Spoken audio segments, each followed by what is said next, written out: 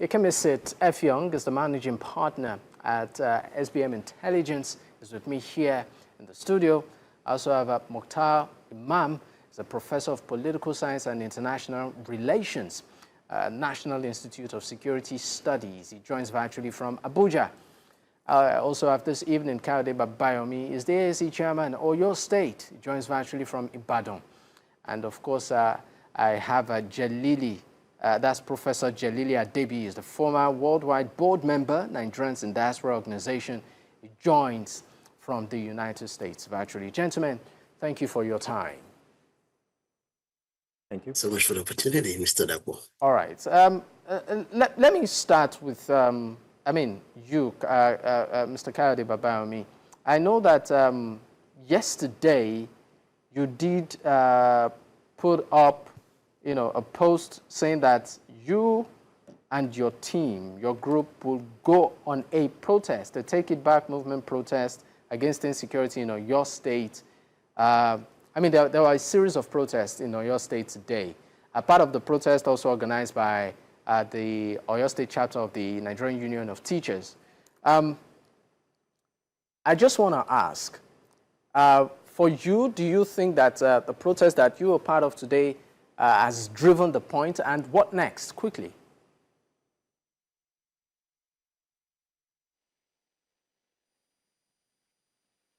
I think you're muted. Thank you so much. Okay, great. We can hear you now.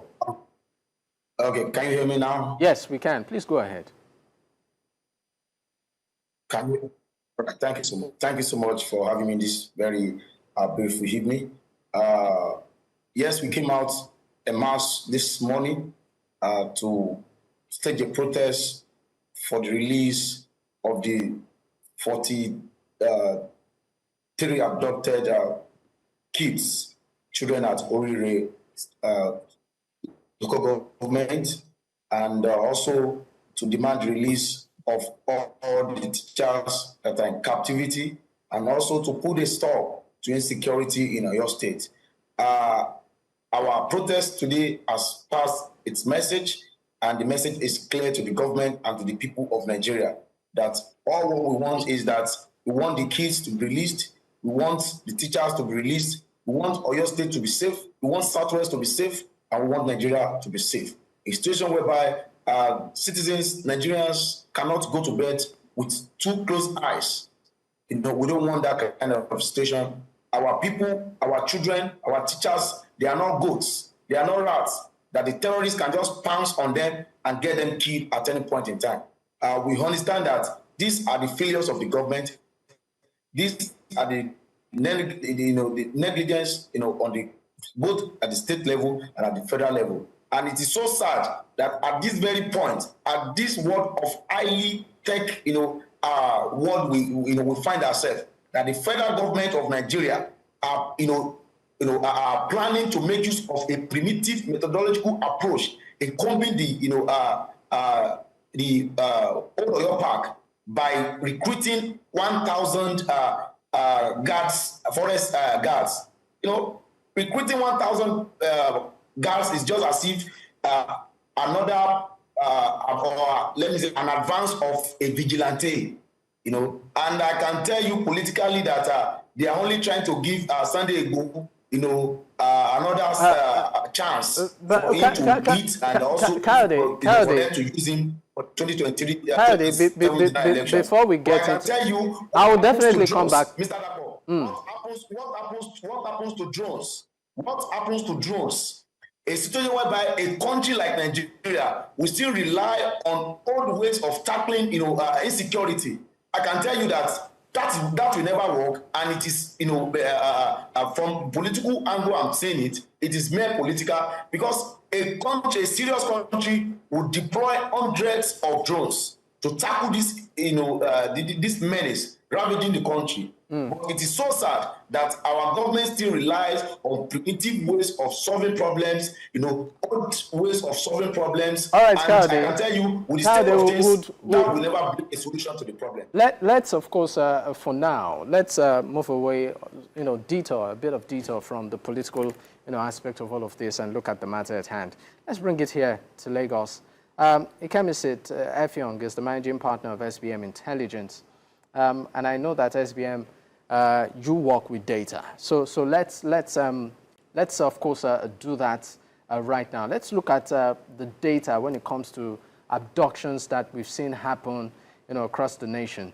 From what I have, I mean, overall total from 2014, for instance, over 1,000 school children kidnapped. That's between from 2014. But under this current administration, sometime last year, that's 2023 to 2026, we've seen also, a continuation of these kidnaps. The latest being this one that happened at Orire, where about 7 teachers and, of course, about 46 abducted pupils, right?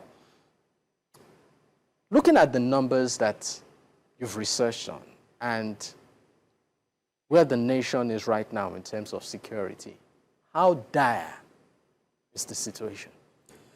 It is dire. The interesting thing, and one of the things that we consistently do at SBM Intelligence is not just to look at the overall numbers, right, or even the breakdown of the numbers on a geopolitical zone or a state-by-state basis, but it's to understand, right, the victimology, or just the character, right, and the nature of the victims. And what we've increasingly seen over the past half decade is that in Nigeria we've transitioned from a kidnapped victim profile, right, that was more high profile, right. So you had a situation where prominent public figures or people who were related to prominent public or political figures, right, where the targets, right, of these attacks. You could call them targeted operations, as it were, to a situation where the victimology is a lot more spread out. And if you're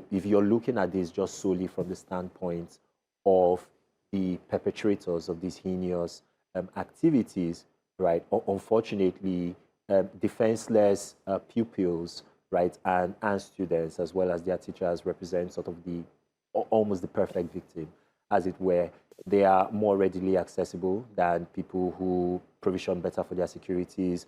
We all know that right across the country, schools, especially primary schools and secondary schools, are thinly protected from a security standpoint. There are many places in this country where schools just have a perimeter clearing and there's no fencing, right? And then you also have a situation where, because these are children in this case, right, their parents and their loved ones are highly motivated to secure their release. And this is where sort of the kidnap for ransom economy becomes really pertinent. We've seen ransom figures, right, increase year on year for every year that we are able to track and find actual numbers. And we've been doing specific reports tracking ransom payments since 2020. Why does it appear, I mean, from what you've been able to research, why does it appear as if, in spite of all of the defense spending, the efforts made by the government, we sort of see, I don't want to use the word rise, but it appears like we are moving in circles. Right now, we know that before, this banditry and kidnapping was in units, was in, sprinkles. Right now, it seems to have evolved into an industry. I was reading some report where someone said a survivor was recounting how about 63 bandits were involved in the abduction. 63 persons, that's a community. So why is it that way, in spite of the efforts to push, this menace back? So a couple of things, right? So it is a highly lucrative industry, and we're one of the first to actually call the kidnap for ransom phenomenon in Nigeria, right, an industry. Our signature report which tracks this is literally called the economics, right, of the kidnapping industry. Because in many of these communities, especially if you look at the profile of the perpetrators, they are overwhelmingly young.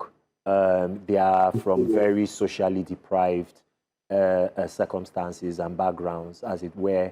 There are very few legitimate avenues of making a decent income, through which Nigeria's cost of living crisis doesn't absolutely swallow up those earnings. And many of them also come from a background and a life of violence too that's been perpetrated against them. So this is the only context that they know.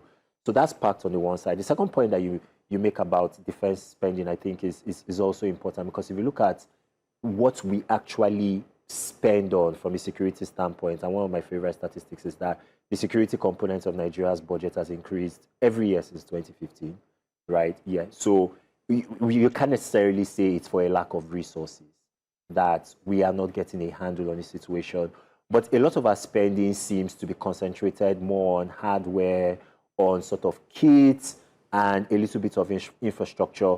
But we appear to be prioritizing, especially in the parts of the country. I know right now the state of focus is Oyo right now, right? But it's replicated right across the country. If you look at the Northwest and the Northeast, right, the priority is on protecting, right, military installations, security assets, as it were, or being reactionary in terms of, you know, responding to attacks as against being preventive or utilizing human intelligence better. All right, thank you. We'll go on a quick break. When we return, I'll be coming straight to, of course, Professor Jalili Adebi and also Professor Mukhtar Iman for their take on this. Stay with us, we'll be right back.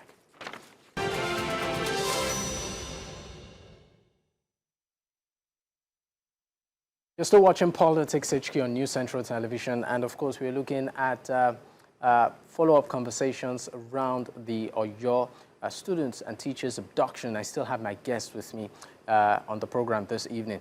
Professor Jalili Adebi, let me just come straight to you and ask your take on this matter. Given the fact that the sensitive nature of this kidnapping, kids are involved. We've seen, according to the government, there have been efforts at trying to bring them back. But what could be the delay? Some have said maybe tactical. Some have said politicians have been political with the matter. What do you think is the issue? I think to call it what it is, it's just a crisis of failure of governance. The abductions themselves, they are a big reflection of the abysmal level of governance, of leadership we have in the country. You know, people, you know, it was when it happened in the Southwest that people started making a lot of noise about this. But many people forgot that the same thing happened in May 2026 in Musa Borono, where about 15 people were abducted, including toddlers between the age of 2 and 5 years. So when we talk about children being kidnapped in Nigeria, it's not the first time that is happening. It has happened recently in the northern part of the country, but there was no national outrage. It was when it got to the Southwest that there was this national outrage. And part of that is fueled by the simplistic rendering of the crisis as one of the people from the northern part of Nigeria trying to import the insecurity issue to the southwestern part of the country, which is a distraction from the reality on ground. What we are seeing is a big failure of governance. In terms of response, it is a crisis of the failure of governance.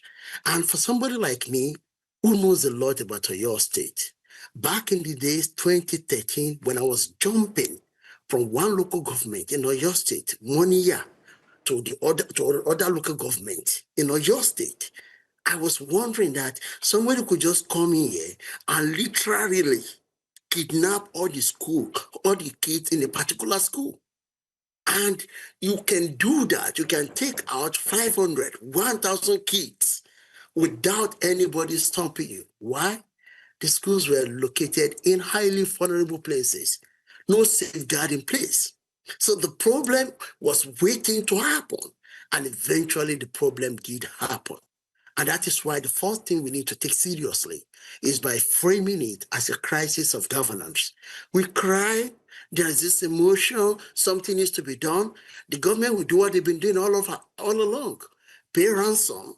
Once they pay the ransom, the case will be returned, then people will relax. And that is a missed opportunity.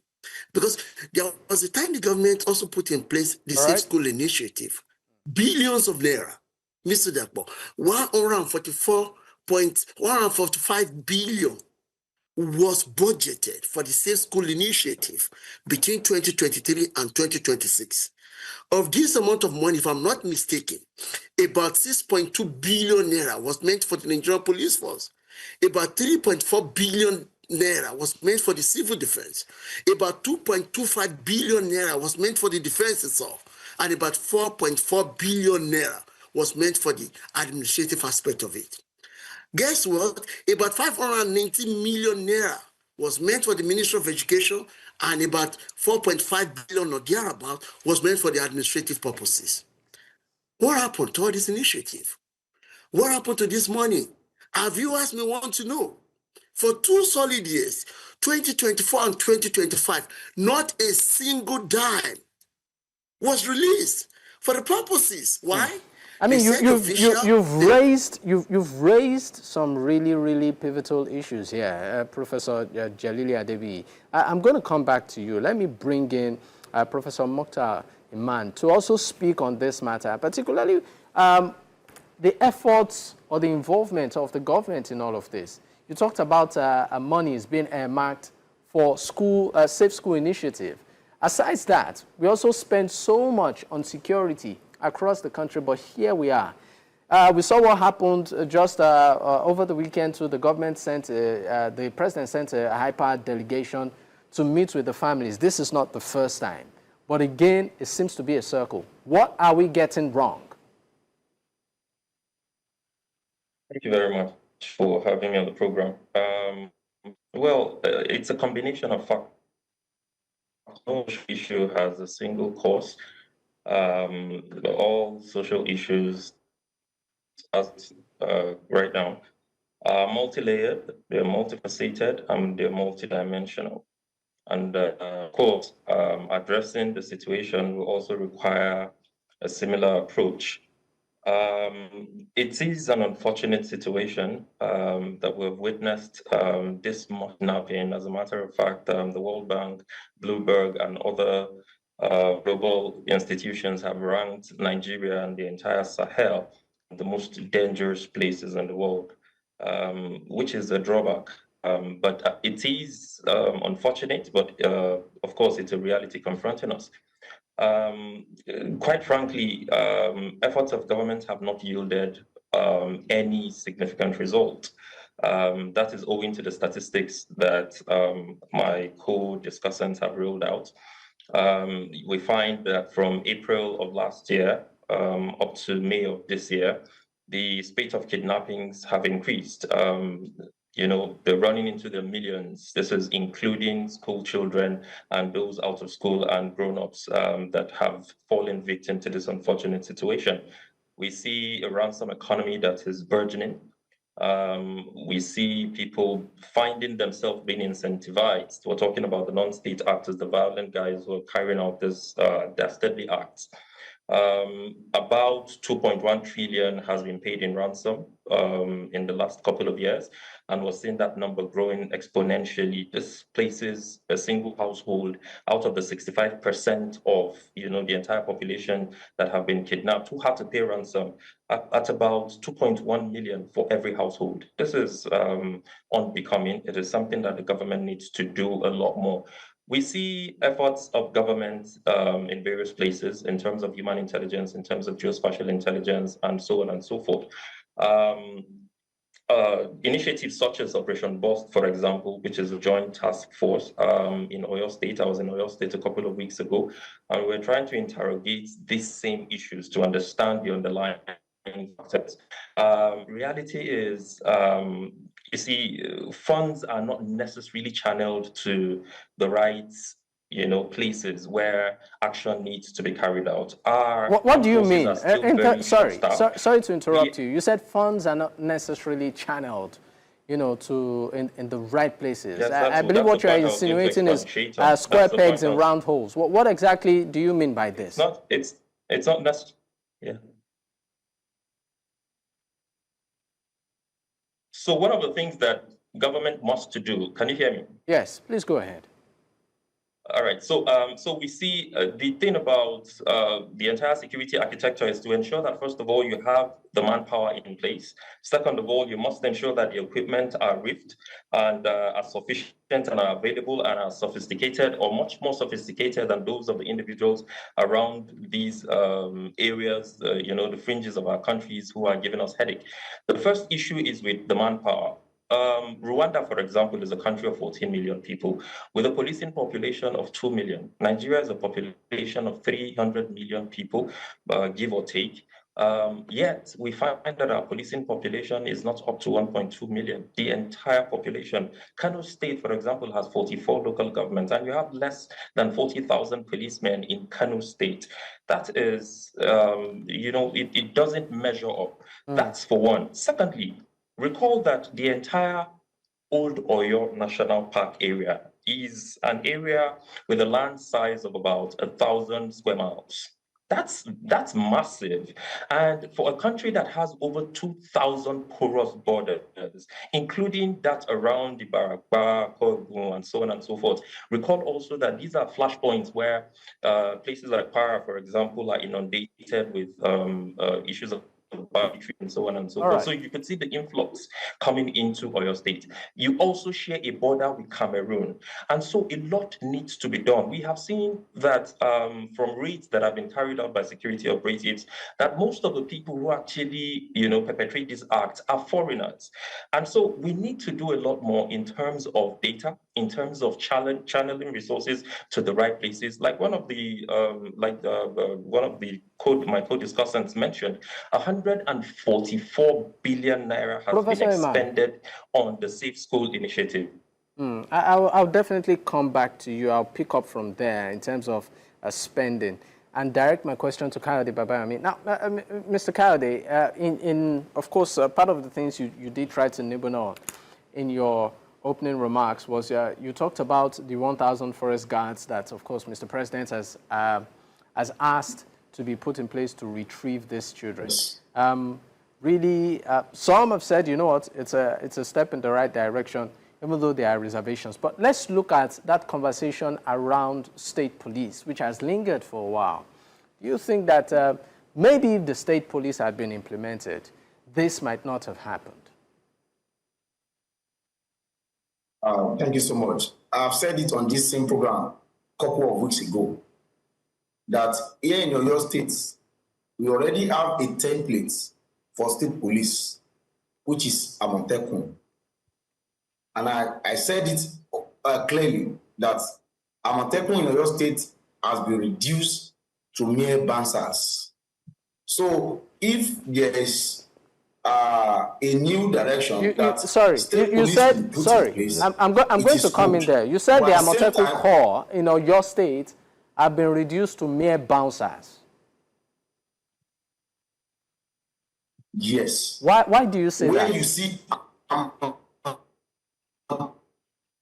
in Oyo State, the idea that brought up Amotekun was, you know, to have like all these local community policing, and I can tell you, the moment it came on board, see them everywhere. In fact, if you are going from one community to the other, there are some places in the State that you can travel like 4-5 hours, 3-4 hours. So you see them along all these roads. But now, if you travel from here to Ibarapa, hardly you can see Amotekun. Where you see them is wedding functions. Where you see them is Okwaga and others. That's where you see them. So if state policing is coming, we also have to take a look at we also have to take a look at its operation, and at the same time, we also have to be careful. We also have to consider that with the state government not use the state police against opposition voices, we did not use against it.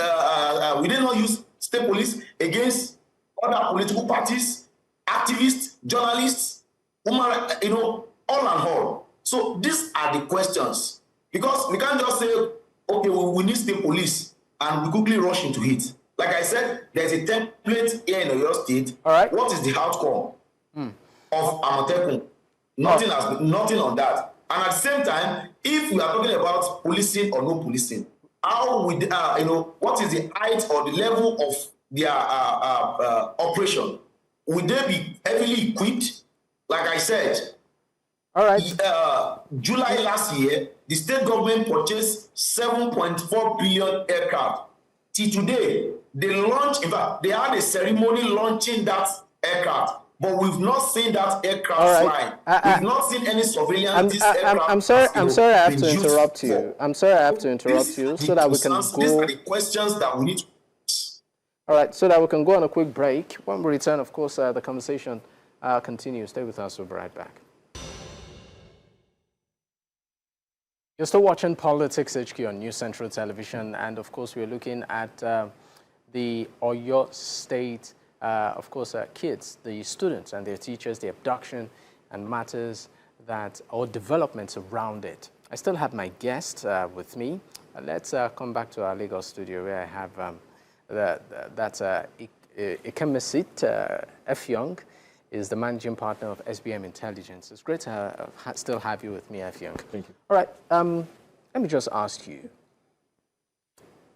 looking at it in terms of projections, and I would like you to respond in 30 seconds, in terms of projections on how we are faring as a nation in this fight against terrorism, against bandits, against all of these insurgents. What do you see? The prognosis isn't good. So Urire could happen because we didn't... Particularly, does this very unfortunate incident in Urire, does it signal a trigger warning for the South? Yes, and if anything, I would argue that Chibok should have been the first signal. So if we didn't get the message with Chibok, Kagara and Kankara, right, Dapchi, we can go through an entire laundry list of towns and villages in Nigeria, right, that have suffered the same thing that Urire is currently dealing with. And because we did not get a handle, or we did not learn the right lessons, we've been completely reactionary. We do not, our security services do not coordinate operationally and strategically 15, 16 years into a supposed war. And let's be frank, right? This is a war type situation, right, that we're in. We've created the preconditions for this unfortunate tragedy in Oyo State to happen.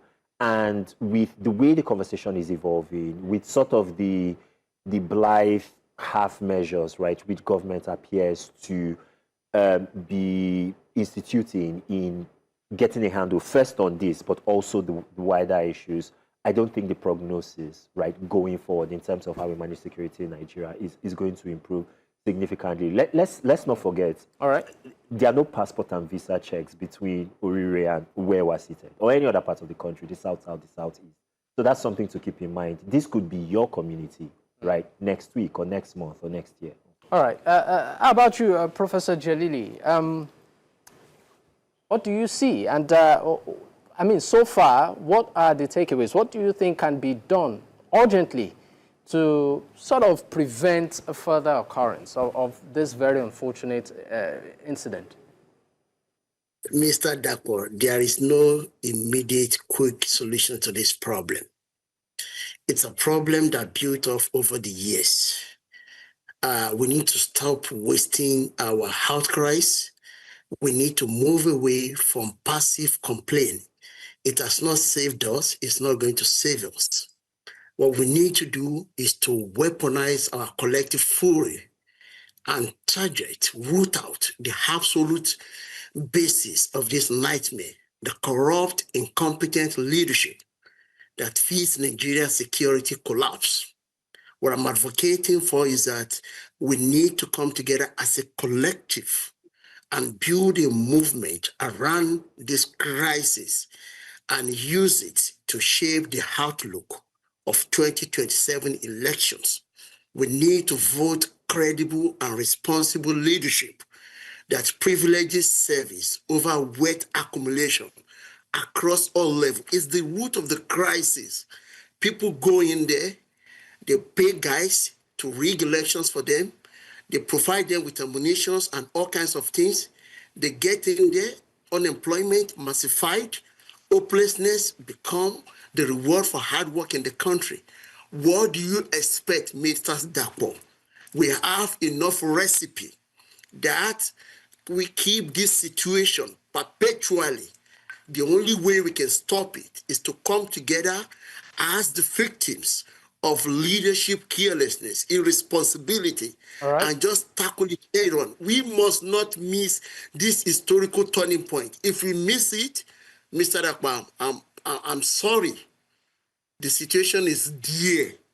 We all may be consumed by what is about to happen on the horizon if the situation is not changed dramatically. All right. How about you? Thank you so much, Professor Adebi. How about you, Professor Iman?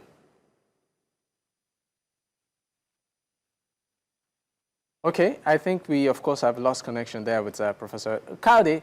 I mean, for you, I'm directing the same question at you.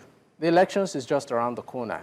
We've had politicians like yourselves, I'm not saying you, say that, look, the sudden rise in insecurity in the country now is as a result of maybe certain politicians, whether in the opposition or whatever, sponsoring it.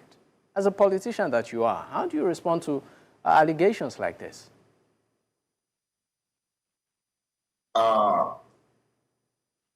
Well, I disagree with that because before this period, there have been issues, there have been concerns about insecurity, kidnapping, banditry, killing of soldiers, all and all. So it's like I said, or like we've all been talking on this same program, that it is also everything falls on leadership. We are lucky in Nigeria to have, this, evil leadership at the ends of the government. And I can tell you that this is not about politics. It is just people coming out, rising, speaking up. And so when people want to relate it with politics, say no, no, no. Before today, there are kidnap issues. Before today, there are banditry issues. Is it only banditry? Is it only kidnapping? What about electricity? So when issues like this comes up, some part of some of the political parties would like to gain some score some cheap points on this issue. But it's not politics. It is not only when political seasons comes up that we see banditry, that we see insecurity. It has been happening over and over. Like I said, what about roads? We don't have good roads in the country. We don't have good electricity. I'm afraid, Mr. Kadi, I'm afraid we need to go. I'm afraid we need to go. I sincerely apologize for having to, of course, cut you. But I'd like to say a big thank you to all of my guests this evening. Thank you so much for your time on the program. Mr. Effiong, thank you. Thank you. Of course, Akade Babayami, thank you so much. And Professor Jelili Adebi, thank you too. And Professor Mukhtar Imam, thank you. Well, this is the beat we can take tonight. Up next is Tonight.